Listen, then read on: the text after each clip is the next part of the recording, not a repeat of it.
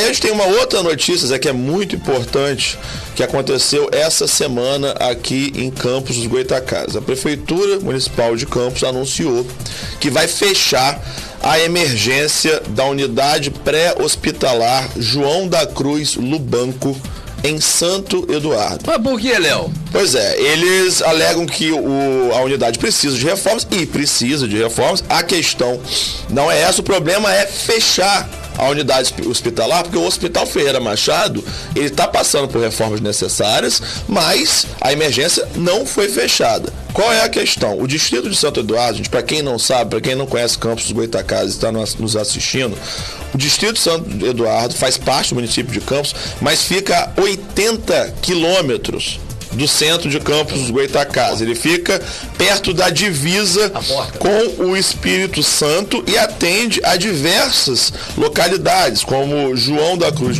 como o Santa Maria de Campos, Espírito Santinho, Ponte do Itabapuana, que já é uma localidade que fica no estado do Espírito Santo. E aí a unidade de atendimento, pronto atendimento mais próxima de Santo Eduardo fica em outro distrito de Campos, chamado Morro do Coco, que fica a 30 quilômetros de Santo Eduardo. Então qual é a questão? Se você está precisando de atendimento de emergência, como é que você vai viajar 30 quilômetros, 80 quilômetros para Campos? Até lá, você já morreu. Então, mas a cidade não tem ônibus também, né? Exatamente, não tem ônibus. E assim, mesmo no caso de emergência, se for colocar a pessoa no carro, numa ambulância, a 80 quilômetros de distância é uma viagem. O cara não chega, vidas vão ser perdidas diante dessa situação. A população se revoltou, fez diversas manifestações, pedindo que as reformas aconteçam, mas que a emergência não seja fechada, assim como está acontecendo. Chega aí, pessoal, vambora aí. Assim como aconteceu, está acontecendo no Hospital Ferreira Machado. E aí, bom dia. E aí, o que a prefeitura fez? Ela, em resposta aos protestos da população, ela anunciou que vai substituir, durante os 8 meses que deve durar a reforma, ela vai substituir a emergência por uma ambulância 24 horas equipada com UTI móvel, médico, enfermaria.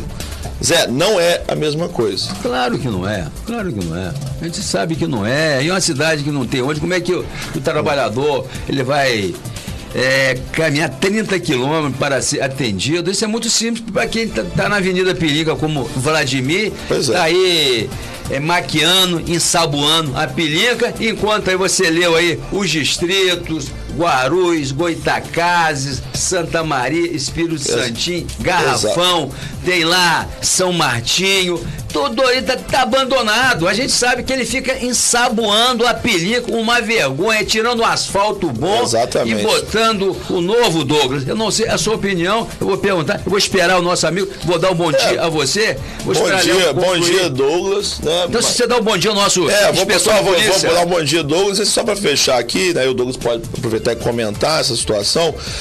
O que os moradores estão alegando? Exatamente isso, que o prefeito Vladimir Garotinho, ele só olha para o centro de Campos, né? Ele tá aqui trocando, pega um asfalto bom na Pelinca, troca por um asfalto bom, enquanto outras ruas de Campos, fora desse centro, né? Da elite campista, continuam esburacadas. O nosso amigo Pedrosa aqui, né, que faz cineasta de Campos, falou do abandono, que a prefeitura fechou as portas para ele, da situação lá da população de Guarulhos, que deu a vitória, Garotinho, contra Caio Viana, e a situação dos distritos mais distantes é ainda mais dramática. O que o povo de Santo Eduardo está falando?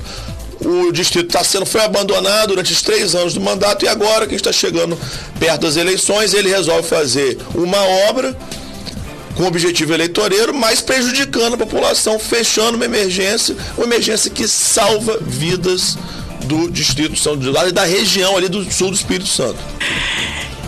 Não que eu deixei de acreditar naquilo que eu acreditava, mas eu estou assim, tentando ser mais pragmático. A questão de Vladimir é simples, ele está tentando ganhar o eleitorado que quase tirou a eleição dele no segundo turno, onde ele não teve, né? Uns dizem que foi por causa do Frederico, eu não concordo, outros dizem que foi por causa do... Frederico tirou o voto dele? Não. Frederico é tido como o cara que deu a vitória a ele aqui na Pedra. Não deu.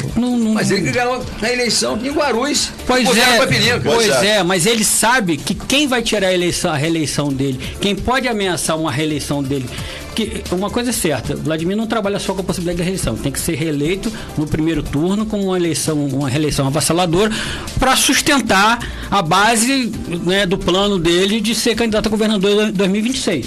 Ele tem esse plano? Quem é prefeito de uma das maiores cidades do Brasil com um orçamento de 3 bilhões, se não sonha ser governador, não devia nem ter entrado. Veja bem, você vai jogar no Goitacás, aí eu te chamo pra você jogar agora você vai jogar no Chapecoense. Depois eu te chamo pra você jogar no Corinthians. Você quer ser campeão da Libertadores e depois campeão do mundo. Você quer ser presidente, amigo. Os pais deles cresceu no palácio, né? E tem essa questão do Édipo também, né? Aquela questão do complexo. Ele quer ser além do que o pai dele foi. Ou seja, o pai dele chegou a governador, não só chegou a governador, como brilhantemente elegeu a mãe, que era uma ilustre desconhecida no estado. Foi uma proeza muito maior do que se eleger governador, que eu falo isso. As pessoas falam de garotinho governador, mas você tem que levar em conta que ele elegeu a mulher dele no primeiro turno contra todas as forças políticas do estado, contra a Rede Globo. Sim. E tirou a esposa dele, sem demérito nenhum, de dentro de casa, né, como uma dona de casa, uma radialista, mas naquele momento... Não candidata a nada, né? Nunca tinha sido candidata a nada, embora tivesse um capital social e político importante, como ficou provado. Sim. Que também é ela, não estou também sendo sexista dizer que ela não tivesse os seus méritos, mas ela nunca tinha sido candidata a vereadora, né? Ela era a esposa do garotinho. Sim. Era Rosinha Garotinho. E se transformou numa força política e depois eleita prefeita também. 2 vezes. 2 vezes. Então, isso não é pouca coisa. Então, o que o Vladimir tem interesse é ser governador e ser presidente, acho que presidente da República. Se eu fosse ele, eu pensaria assim. É o ápice da carreira política. É o ápice da carreira política. Você quer ser campeão do mundo. Você entra na base do Goitacás americano pensando em ser campeão, levantar a taça. Grande, né, pensar grande. Então, ele imagina que hoje o flanco dele mais aberto seja a Pedra. Por isso que ele tenta agradar de toda forma o pessoal da Pedra. Isso aí é um pensamento pragmático. Agora, tem outros problemas. Veja bem,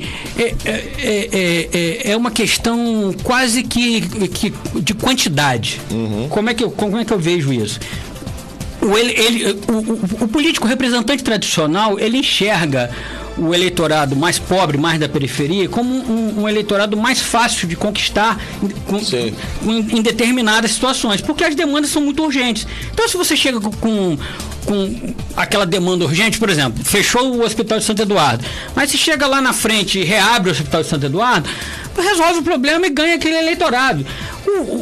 O eleitorado mais da Pedra, que tem mais capacidade de repercussão, que fala, e a fala dele é mais ouvida, porque comumente você não ouve a população de Guarulhos, a não ser no noticiário policial, a não ser no noticiário das tragédias, das necessidades, e às vezes até estigmatizado, né, como sempre trocando votos por cheque cidadão, o que não é verdade, que também há muita politização na periferia, gente que não enxerga isso, mas a questão é a seguinte: a gente tende a qualificar o voto da classe média e da elite aqui, da Pilinca, do Tamandaré, como se fosse uma coisa que merecesse mais atenção. Sim. E isso aí não é um problema só do Vladimir, né? Se ele... Vou te dar um exemplo.